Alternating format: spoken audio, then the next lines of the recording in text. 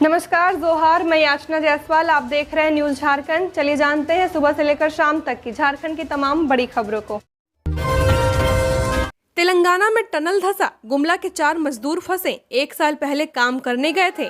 तेलंगाना के नागर कुर्नूल जिले में एसएलबीसी टनल हादसे में 8 मजदूर पिछले 24 घंटे से अधिक समय से फंसे हुए हैं। इन 8 मजदूरों में से 4 मजदूर झारखंड के हैं, गुमला जिले के रहने वाले हैं। इनमें नाम संतोष साहू, अनुज साहू, जगत्ता खेस और संदीप साहू है। सभी वहां मजदूरी करते थे। परिजनों से मिली जानकारी के अनुसार गुमला के सभी मजदूर अलग अलग समय में टनल में काम करने पहुंचे थे। इन्होंने श्रम विभाग के प्रवासी मजदूर पोर्टल में रजिस्ट्रेशन कराया है या नहीं, इसकी जानकारी नहीं मिल सकी है। गुमला के फंसे मजदूरों की जारी लिस्ट के मुताबिक संदीप साहू और अनुज साहू 2023 में काम करने गए थे। वहीं जगता खेस 2021 से काम कर रहा है। संतोष साहू 2022 में काम करने गया था। इधर गुमला में घटना की सूचना मिलने के बाद सभी मजदूरों के परिजन बेहाल हैं। उनके पास इस घटना से संबंधित कोई विस्तृत जानकारी अब तक नहीं मिल पाई है। ग्रामीणों ने बताया कि सभी एक दूसरे से संपर्क में आकर तेलंगाना के टनल में काम करने गए थे। जो 4 मजदूर फंसे हैं उसमें से 3 मजदूर अनुज साहू, जगता खेस और संदीप साहू अविवाहित हैं। वही संतोष साहू को 3 बच्चे हैं, जिसमें एक बेटा ऋषभ और 2 बेटी रीमा और राधिका हैं।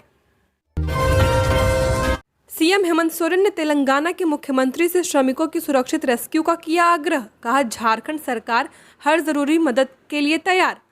तेलंगाना के नागर कुर्नूल जिले में शनिवार को श्रीशैलम के निर्माणाधीन सुरंग की छत गिरने से 8 श्रमिक फंस गए हैं। इनमें से 4 श्रमिक झारखंड के भी हैं। मुख्यमंत्री हेमंत सोरेन ने इस संबंध में तेलंगाना मुख्यमंत्री ए रेवंत रेड्डी से आग्रह किया है कि वे झारखंड के श्रमिक समेत अन्य राज्यों के भी श्रमिकों को रेस्क्यू मदद पहुंचाएंगे। उन्होंने अपने सोशल मीडिया हैंडल एक्स पर कहा, तेलंगाना के नागर कुर्नूल जिले में Srisailam left bank canal tunnel हादसे में झारखंड समेत अन्य राज्यों के कुछ श्रमिकों के फंसे होने की खबर मिली है। तेलंगाना के माननीय मुख्यमंत्री श्री ए रेवंत रेड्डी जी से आग्रह है कि टनल हादसे में हर संभव रेस्क्यू मदद पहुंचाने की कृपा करें। मैं मरांगबुरु से हादसे में फंसे सभी श्रमिकों के सुरक्षित होने की कामना करता हूं। झारखंड सरकार तेलंगाना सरकार के साथ समन्वय स्थापित कर हर पल की जानकारी ले रही है तथा हर जरूरी मदद पहुंचाने के लिए तैयार है। झारखंड विधानसभा का बजट सत्र कल से शुरू। आज सभी दल करेंगे बैठक, बनाएंगे रणनीति। झारखंड विधानसभा का 6ठा बजट सत्र सोमवार से शुरू हो रहा है। इसे लेकर रविवार को सत्ता पक्ष और विपक्ष की अलग अलग बैठकें होंगी। सत्ता पक्ष की बैठक एटीआई में होगी, जिसकी अध्यक्षता मुख्यमंत्री हेमंत सोरेन करेंगे, जबकि बीजेपी विधायकों की बैठक पार्टी कार्यालय में होगी। झामुमो विधायक दल के मुख्य सचेतक मथुरा प्रसाद महतो ने बताया कि बैठक में इंडिया गठबंधन के सभी घटक दल, कांग्रेस, राजद और माले के विधायक शामिल होंगे। इसमें विपक्ष के हमलों का जवाब देने और सरकार की उपलब्धियों को सामने रखने की रणनीति बनेगी। सत्ता पक्ष का दावा है कि विपक्ष के पास कोई ठोस मुद्दा नहीं है, फिर भी हर सवाल का जवाब पूरी तैयारी के साथ दिया जाएगा। 24 फरवरी से 27 मार्च तक चलने वाले सत्र के दौरान जिला प्रशासन ने विधानसभा परिसर के 750 मीटर के दायरे में निषेधाज्ञा लागू कर दी है। इस दौरान जुलूस, रैली, प्रदर्शन और घेराव पर पूरी तरह प्रतिबंध रहेगा। विपक्ष, खासकर बीजेपी, इस सत्र में सरकार को घेरने की तैयारी कर रही है। बीजेपी मैट्रिक परीक्षा के पेपर लीक, जेपीएससी अध्यक्ष की नियुक्ति न होने समेत कई मुद्दों को लेकर सरकार पर निशाना साधेगी। इसके लिए रविवार शाम 6 बजे बीजेपी विधायक दल की बैठक प्रदेश कार्यालय में होगी, जिसमें प्रदेश अध्यक्ष बाबूलाल मरांडी, क्षेत्रीय संगठन महामंत्री नागेंद्र नाथ त्रिपाठी और प्रदेश संगठन महामंत्री कर्मवीर सिंह मौजूद रहेंगे। रांची, संथाल और कोल्हान में आज शाम तक बारिश। बंगाल से आंध्र प्रदेश तक गुजर रहा टर्फ, कल से मौसम होगा साफ। झारखंड के मौसम का मिजाज पिछले कुछ दिनों से बदला हुआ है। गुरुवार से ही राज्य के कई जिलों में हल्के से मध्यम दर्जे की बारिश हो रही है। शनिवार को भी प्रदेश के अधिकांश जिलों में दोपहर बाद बारिश हुई। कई इलाकों में देर रात भी बारिश हुई है। मौसम विज्ञान केंद्र के वैज्ञानिक अभिषेक आनंद के अनुसार आज भी रांची सहित कोल्हान और संथाल के जिलों में शाम तक बारिश हो सकती है। 24 फरवरी से मौसम साफ हो जाएगा। तापमान के बढ़ने और नमी आने पर संभव है कि कुछ दिनों बाद मौसम में फिर से बदलाव हो सकता है। इधर शनिवार को दोपहर में रांची क्षेत्र सहित राज्य के लगभग सभी जिलों में अलग अलग समय में बारिश हुई है। रांची शहर में लगभग 5 मिलीमीटर बारिश हुई, जबकि राजधानी के शहरी इलाके हीनू में 2 मिलीमीटर बारिश दर्ज की गई है। हालांकि तापमान में बड़ा परिवर्तन नहीं आया। आज सुबह कोल्हान के इलाके में धुंध दिखा। शनिवार को राज्य में सबसे अधिक तापमान मेदिनीनगर का रहा। यहाँ का अधिकतम तापमान 33.6 डिग्री सेल्सियस रहा, जबकि सबसे कम तापमान रांची के नामकुम का 13 डिग्री सेल्सियस रिकॉर्ड किया गया। मैट्रिक परीक्षा पेपर लीक की होगी स्पेशल जांच, डीजीपी ने बनाई एसआईटी, सीआईडी भी कर सकती है जांच। जैक ने सौंपी अपनी रिपोर्ट।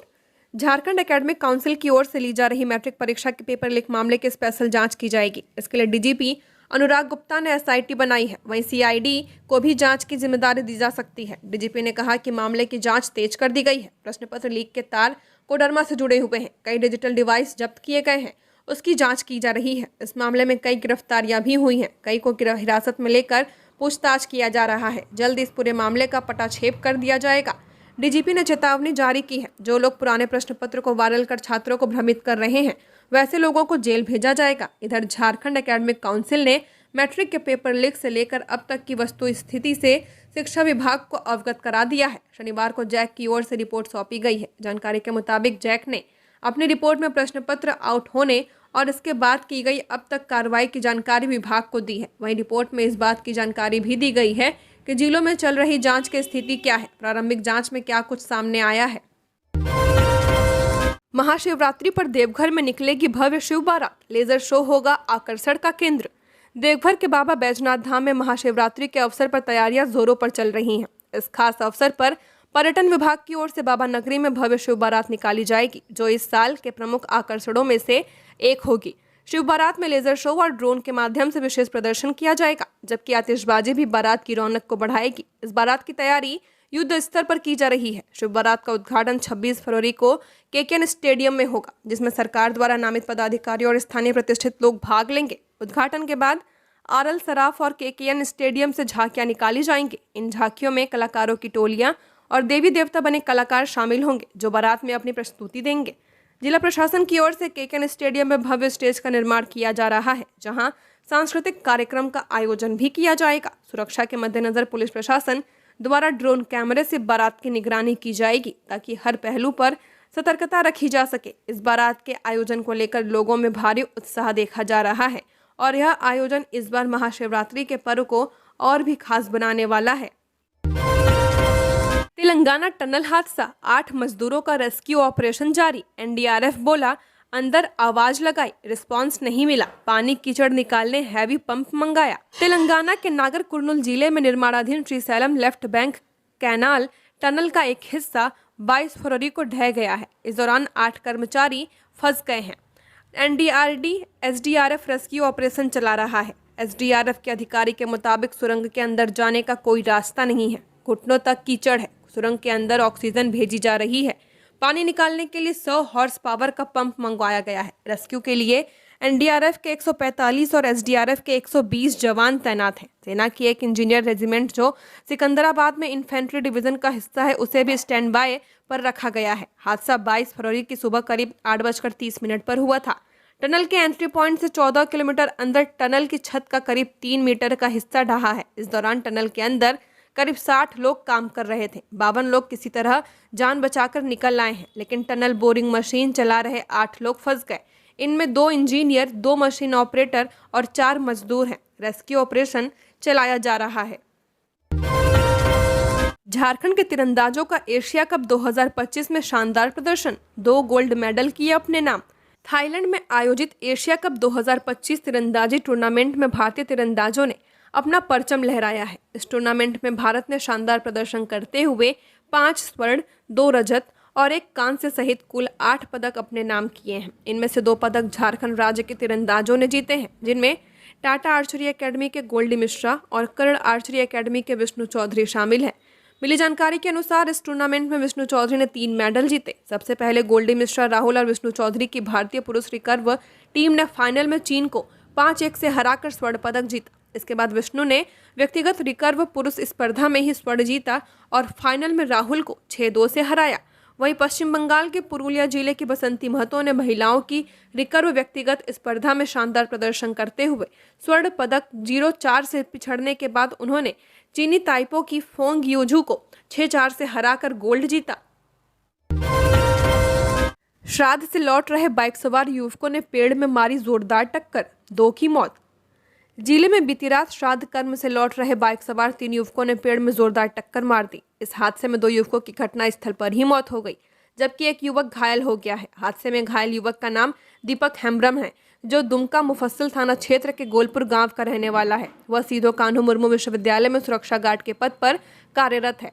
उसके परिजनों ने बताया कि दीपक अपने परिजन के श्राद्ध कर्म में भाग लेने बगडुब्बी गया हुआ था। रात में उसकी यूनिवर्सिटी में गार्ड ड्यूटी थी, तो श्राद्ध में शामिल होने आए 2 अन्य युवक जो साहिबगंज के बरहेट और तालझारी के रहने वाले थे, उन्हीं के साथ एक बाइक पर सवार होकर ड्यूटी के लिए निकल गया। यूनिवर्सिटी गेट के करीब 100 मीटर पहले ही उनकी बाइक अनियंत्रित होकर एक पेड़ से टकरा गई। जोरदार आवाज सुनकर आसपास के लोग मौके पर पहुंचे और पुलिस को सूचना दी। दिग्दी ओपी पुलिस मौके पर पहुंची और तीनों को अस्पताल लेकर गई, जहां चिकित्सकों ने 2 युवकों को मृत घोषित कर दिया।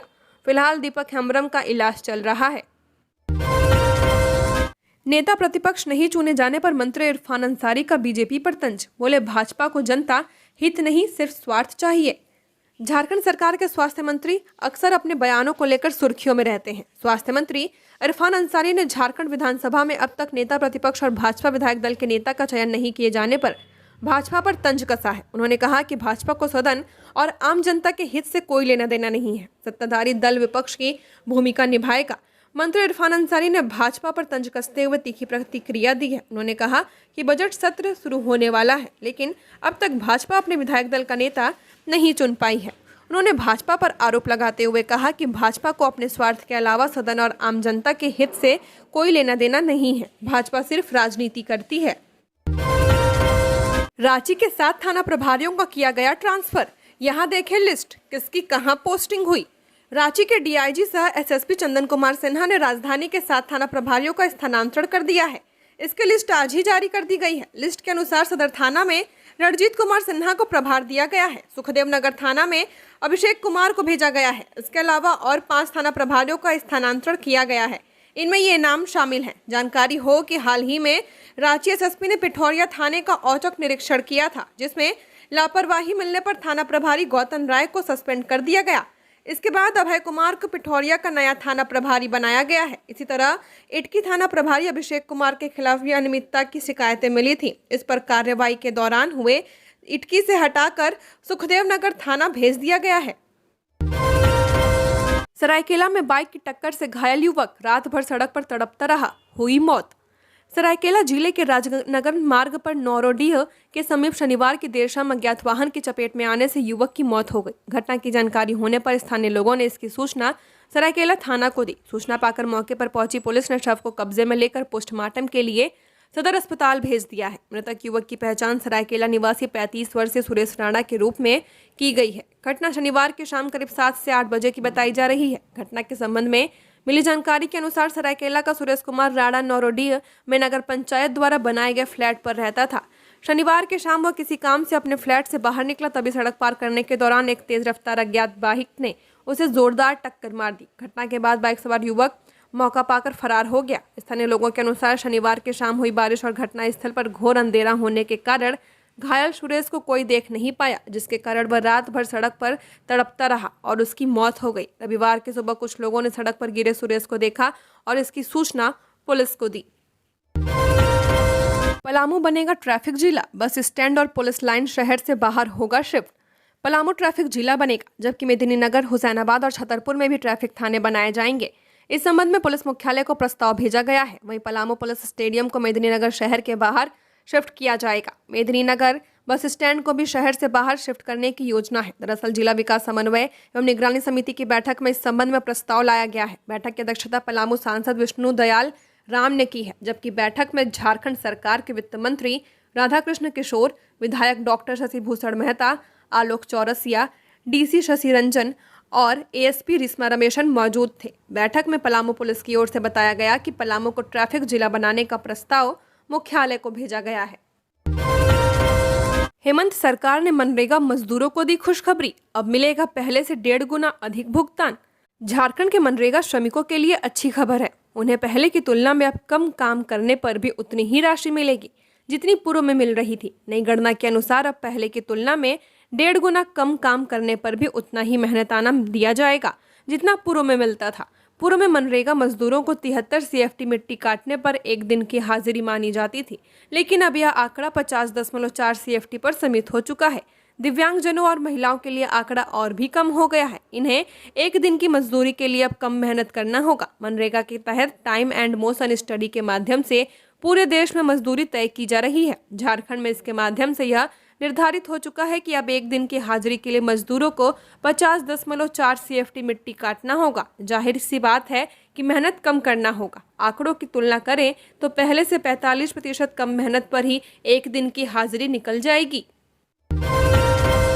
गिरिडीह में मरीज की मौत पर परिजनों का हंगामा। पथरी का ऑपरेशन होने के बाद बिगड़ी हालत, डॉक्टर फरार। मंत्री बोले जांच होगी। गिरिडीह के बरसमिया स्थित विश्वनाथ नर्सिंग होम में एक मरीज की मौत हो गई है। परिजनों ने इलाज में लापरवाही की बात कहकर अस्पताल में जमकर बवाल कर दिया। मृतक की पहचान पांडेडीह के संतोष शर्मा के रूप में की गई है। इसको बड़े भाई के ताल्लुक झमुमो से है। घटना की जानकारी मिलने के बाद नगर विकास मंत्री और स्थानीय विधायक सुदिव्य कुमार अस्पताल पहुंचे और पूरे मामले की जानकारी ली। मृतक के भाई प्रदोष शर्मा ने बताया कि संतोष की तबीयत 2 दिनों से खराब थी। उन्हें नर्सिंग होम में भर्ती कराया गया था। भर्ती के समय उनकी स्थिति सामान्य थी। रात में पथरी का ऑपरेशन हो गया था। रात करीब 2 बजे अस्पताल से खून की मांग की गई। परिजनों ने तुरंत रक्त उपलब्ध करा दिया। इसके बाद मरीज को ICU में शिफ्ट कर दिया गया था। कुछ देर बाद ही उनकी मौत की सूचना मिली। जब परिजनों ने मौत का कारण पूछा तो डॉक्टर मौके से फरार हो गए। घटना की जानकारी मिलते ही नगर विकास मंत्री सुदिव्य कुमार सोनू, नगर थाना प्रभारी शैलेश प्रसाद और महिला थाना प्रभारी दीपमाला कुमारी मौके पर पहुंचे। किसी भी तरह की हंगामे की आशंका को देखते हुए भारी संख्या में पुलिस बल भी तैनात किया गया। वहीं मंत्री सुदिव्य कुमार सोनू ने कहा कि राज्य के किसी भी अस्पताल को मरीजों के साथ व्यापार करने की इजाजत नहीं दी जाएगी। उन्होंने विश्वनाथ नर्सिंग होम की घटना की जांच और कड़ी कार्रवाई का आश्वासन दिया है। मौके पर पहुंचे मंत्री ने परिजनों को सांत्वना दी और अस्पताल प्रशासन से बातचीत की। सड़क हादसे से बचाने के लिए दीपक महतो की अनूठी पहल, शादी विवाह में बांट रहे हेलमेट। धनबाद जिले के बरोरा कतरास निवासी दीपक कुमार महतो ने सड़क दुर्घटनाओं में जान बचाने के लिए एक अनोखी पहल शुरू की है। उनका नारा है, इसकी न कोई सानी, सुरक्षित रहे जिंदगानी। और यही नारा उन्होंने न केवल अपने जीवन में अपनाया बल्कि आमजन को जागरूक करने के लिए भी इसे अपना लक्ष्य बना लिया है। दीपक ने पिछले वर्ष 1 जुलाई को अपने विवाह में सेहरा की जगह हेलमेट पहना और अपनी पत्नी प्रीति महतो को भी हेलमेट पहनाया। इस पहल के दौरान 40 से अधिक उनके दोस्त और स्वजन भी हेलमेट पहनकर विवाह समारोह में पहुंचे। दीपक के इस पहल से प्रभावित होकर कई अन्य लोग भी जागरूकता अभियान से जुड़ गए हैं। अब उनकी टीम विवाह, जन्मदिन, वैवाहिक वर्षगांठ और अन्य शुभ अवसरों पर उपहार के रूप में हेलमेट दे रही है। सीएम के नए आवास की प्रक्रिया शुरू। कांके रोड स्थित मुख्यमंत्री के आवासीय परिसर में मुख्यमंत्री के लिए आवास निर्माण की प्रक्रिया शुरू कर दी गई है। नए आवास निर्माण का काम भवन निर्माण विभाग द्वारा किया जा रहा है। इससे पहले वर्तमान सीएम आवास के पहले तल्ले को ध्वस्त करने का काम तेजी से हो रहा। विभाग के प्रमंडल 1 के द्वारा की गई नीलामी के बाद पुराने भवन को ध्वस्त करने का काम हो रहा है। अब विभाग द्वारा जल्द ही नया आवास बनाने के लिए DPR बनाया जाएगा। इसके लिए पहले एजेंसी का चयन होगा। भवन निर्माण विभाग से मिली जानकारी के मुताबिक जनवरी माह के अंत में मुख्य अभियंता की अध्यक्षता में DPR बनाने के लिए करीब 8 एजेंसी को बुलाया गया था। हालांकि मुख्य अभियंता 31 जनवरी को रिटायर हो गए। इस कारण एजेंसी के साथ बैठक नहीं हो पाई। DPR निर्माण के बाद टेंडर के माध्यम से मुख्यमंत्री के नए आवास निर्माण का काम शुरू किया जाएगा। नगर निगम के नए आदेश से मचा हड़कंप। रांची के 33 रूफटॉप बार और रेस्टोरेंट होंगे बंद। रांची में नगर निगम के ताजा आदेश से हड़कंप मच गया है। शहरी क्षेत्र में संचालित 33 रूफटॉप बार और रेस्टोरेंट को तत्काल प्रभाव से बंद करने का आदेश जारी किया गया है। नगर निगम के इस फैसले ने कारोबारियों और ग्राहकों के बीच खलबली मचा दी है। रांची नगर निगम के अपर प्रशासक संजय कुमार की कोर्ट से यह आदेश पारित किया गया। इन 33 रूफटॉप बार और रेस्टोरेंट के संचालकों द्वारा संतोषजनक साक्ष्य पेश नहीं किए गए हैं, जिसके कारण यह कदम उठाया गया है। नगर निगम ने पाया कि इन जगहों में से केवल 3 का नक्शा स्वीकृत था, जबकि बाकी के 33 बार और रेस्टोरेंट के संचालक सही साक्ष्य देने में नाकाम रहे, जिसके बाद इन 33 रूफटॉप बार व रेस्टोरेंट के संचालकों को अनधिकृत संरचना के पुनरीक्षीकरण के लिए आदेश की तिथि से 30 दिनों के अंदर झारखंड भवन उपविधि 2016 के तहत विविध प्रक्रिया BPA-MS के तहत भवन प्लान का आवेदन देने के लिए निर्देश दिया गया है। यदि 30 दिनों के अंदर यह प्रक्रिया पूरी नहीं की जाती है तो संबंधित संरचनाओं को हटा दिया जाएगा। इसके साथ ही संरचनाओं को हटाने में आने वाली लागत भी संचालकों से वसूली जाएगी। तैमारा घाटी में भीषण सड़क हादसा, ट्रक और बस पलटी, 1 की मौत। टाटा रांची राष्ट्रीय राजमार्ग 33 पर बुंडू के तैमारा घाटी के पास शनिवार सुबह एक बड़ा सड़क हादसा हुआ। अनियंत्रित होकर एक ट्रक और बस बीच सड़क पर पलट गई, जिससे एक व्यक्ति की मौके पर ही मौत हो गई। प्राप्त जानकारी के अनुसार घाटी में एक तीव्र मोड़ के दौरान तेज रफ्तार ट्रक और बस अनियंत्रित हो गए। ट्रक सड़क किनारे पलट गया, जबकि बस भी असंतुलित होकर गिर गई। दुर्घटना इतनी भयावह थी कि दोनों वाहनों के परखच्चे उड़ गए। घटना की सूचना मिलते ही स्थानीय पुलिस और राहत दल मौके पर पहुंचे और बचाव कार्य शुरू किया। घायलों को तुरंत अस्पताल भेजा गया है। मृतक की पहचान की जा रही है। तैमारा घाटी अपनी खतरनाक ढलानों और तीव्र मोड़ों के कारण दुर्घटनाओं के लिए जाना जाता है। प्रशासन पहले भी इस इलाके में यातायात सुरक्षा बढ़ाने के उपायों पर विचार कर चुका है, लेकिन दुर्घटनाएं लगातार जारी है। उच्च शिक्षा के लिए ऋण लेने में रांची के छात्र आगे। राज्य में उच्च शिक्षा के लिए ऋण लेने के लिए मामले में रांची और पूर्वी सिंहभूम के विद्यार्थी आगे हैं। राज्य स्तरीय बैंकर्स समिति की 90वीं बैठक की रिपोर्ट में इसका उल्लेख किया गया है। इस रिपोर्ट के अनुसार वित्तीय वर्ष 2024-25 में दिसंबर माह तक राज्य के 5000 छात्र छात्राओं ने उच्च शिक्षा के लिए ऋण मांगे हैं। इसमें रांची से लगभग 1500 और पूर्वी सिंहभूम से 1000 से अधिक आवेदन आए हैं। वहीं चतरा, पाकुड़ और सिमडेगा जिले से सबसे कम 14-15 आवेदन आए हैं। मौजूदा वित्तीय वर्ष में उच्च शिक्षा के लिए दिसंबर माह तक कुल 5017 ऋण आवेदन आए। इसमें 1761 छात्राओं और 3256 छात्रों ने ऋण के लिए आवेदन दिए हैं। वहीं उच्च शिक्षा के लिए सभी जिलों को मिलाकर वित्तीय वर्ष 2024-25 में 18,351 छात्र छात्राओं को ऋण देने का लक्ष्य रखा गया था, पर दिसंबर तक आवेदन के अनुसार इसमें 5017 छात्र छात्राओं को ऋण दिया गया है। पुलिस के बड़े पद रिक्त, कामकाज पर असर। राज्य में पुलिस के बड़े पदों पर रिक्तियों से कामकाज प्रभावित हो रहा है। राज्य में वर्तमान में सीआईडी, एसीबी के प्रमुख के पद रिक्त हैं। वहीं पुलिस मुख्यालय में एडीजी मुख्यालय या डीजी मुख्यालय के पद पर भी किसी की तैनाती नहीं है। राज्य पुलिस के भवन निगम के चेयरमैन और प्रबंध निर्देशक का पद भी 1 फरवरी से रिक्त है। राज्य सरकार ने सीआईडी डीजी व प्रभारी डीजीपी अनुराग गुप्ता को नियमित डीजीपी के तौर पर पोस्टिंग दी थी। इसके बाद उनके द्वारा प्रभार में रहे एसीबी डीजी के पद पर रिक्ति हो गई। वहीं सीआईडी के डीजी या एडीजी के तौर पर भी किसी की पोस्टिंग नहीं हुई है। ऐसे में सीआईडी का कामकाज भी आईजी रैंक के अधिकारी देख रहे हैं। एसीबी में प्रमुख की पोस्टिंग नहीं होने से रोजमर्रा के काम भी प्रभावित हो रहे हैं। वहां जांच से लेकर कोर्ट के कामकाज प्रभावित हो रहे हैं। पूर्व डीजीपी अजय कुमार सिंह की सेवानिवृत्ति के बाद से ही पुलिस निगम के चेयरमैन सह प्रबंध निर्देशक का पद रिक्त है। वहीं आर.के. मल्लिक की सेवानिवृत्ति के बाद पुलिस मुख्यालय में डीजी मुख्यालय का पद रिक्त पड़ा हुआ है। पलमा गुमला रोड का काम 94% पूरा, जून तक पूरा होगा काम। राजधानी रांची से सटे पलमा से गुमला रोड का काम लगभग पूरा हो चुका है। NH 23 के रांची से पलमा तक पहले ही रोड 4 लेन हो चुका है। अब पलमा गुमला का भी काम 94% तक पूरा हो चुका है। 63 किलोमीटर इस सड़क को 31 मार्च 2024 तक ही पूरा करने का टारगेट था, लेकिन जमीन अधिग्रहण सहित अन्य कार्यों में विलंब की वजह से इसके निर्माण कार्य में देरी हुई है। फरवरी अंत तक पूरा करने का टारगेट रखा गया है। NHAI के अधिकारियों ने बताया कि अब ओवरऑल कंप्लीशन जून 2025 तक ही संभव हो पाएगा। कुछ किलोमीटर रोड निर्माण का काम, कलवर्ट व पुल का काम अंतिम चरण में है। यह प्रयास हो रहा है कि जल्द ही सारी बाधाओं को दूर किया जाए। इधर संवेदक ने भी टाइम एक्सटेंशन मांगा है। इसके लिए केंद्र को प्रस्ताव भी भेजा गया है। खनन पट्टा रजिस्ट्री में वित्तीय अनियमितता, जिला अवर निबंधक पर बैठी जांच, होगी कार्रवाई। खनन पट्टा निबंधन में गड़बड़ी किए जाने का अब खुलासा होने लगा है। पाकुड़ के 2 कंपनियों WBPDC और PSPCL के पक्ष में दिनांक 7/8/2019 को निबंधित एक विलेख से 92 करोड़ 23 लाख 20 हजार की वसूली की कार्रवाई शुरू की गई है। वहीं अब गलत तरीके से खनन पट्टा देने के मामले पर अधिकारियों पर भी कार्रवाई शुरू की गई है। राज्य सरकार ने पलामू जिला में मिस अरण्या माइंस के पक्ष में बिना प्रीमियम की राशि पर मुद्रांक शुल्क एवं निबंधन शुल्क प्राप्त किए ही खनन पट्टा के निबंधित करने के आरोप में तत्कालीन जिला अवर निबंधक पलामू अशोक कुमार सिन्हा पर कार्रवाई करने का फैसला लिया है। अशोक कुमार सिन्हा वर्तमान में जिला अवर निबंधक पश्चिमी सिंहभूम के पद पर कार्यरत है। उनके विरुद्ध पलामू डीसी ने 4 जनवरी 2025 को ही आरोप पत्र गठित कर कार्रवाई की अनुशंसा की है। इसी आलोक में विभाग ने प्रारंभिक जांच कराई है। 6 साल में भी पूरी नहीं हो सकी एसीबी जांच। नेशनल रूरल हेल्थ मिशन में करीब 13 साल पूर्व करीब 7 करोड़ रुपए के घोटाले की जांच धनबाद एसीबी 6 साल में पूरी नहीं कर सकी है। घोटाले को लेकर धनबाद थाना में जनवरी 2019 में प्राथमिकी दर्ज की गई थी। भ्रष्टाचार से जुड़े होने के कारण मामले की जांच भ्रष्टाचार निरोधक ब्यूरो एसीबी के हाथों में थी। धनबाद सिविल कोर्ट के एसीबी कोर्ट में पिछले 6 साल से अंतिम प्रपत्र पर मामला लंबित चल रहा है। महाकुंभ में आधी रात से समगंग पे रास्ते फुल, एयरपोर्ट पर यात्रियों को पार्किंग की तरफ रोका, चाय के लिए लाइन, हफ्ते भर में 67 ट्रेनें रद्द।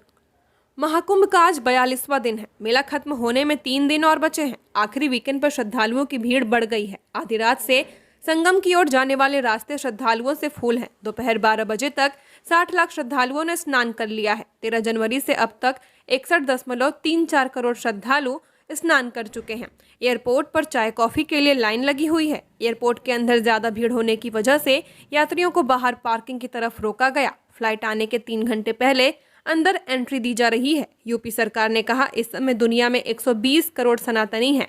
इसमें से 50% लोग संगम में स्नान कर चुके हैं। 26 फरवरी को महाशिवरात्रि पर यह संख्या 65 करोड़ पार कर जाएगी। मेला क्षेत्र के बाहरी हिस्सों में भीषण जाम लगा है। भीड़ के चलते ज्यादा से ज्यादा स्पेशल ट्रेनें चलाने के लिए रेलवे ने 67 ट्रेनें रद्द कर दी हैं। कम दूरी की ज्यादा ट्रेनें चलाई जा रही हैं। 22 फरवरी से 1 मार्च के बीच इन ट्रेनों को निरस्त किया गया है। प्रयागराज के सभी 7 एंट्री पॉइंट्स पर बाहर से आने वाली गाड़ियों को रोक दिया गया है। डीजीपी प्रशांत कुमार ने बताया सभी 7 एंट्री पॉइंट्स पर ट्रैफिक संभालने के लिए एक आईजी तैनात किए गए हैं।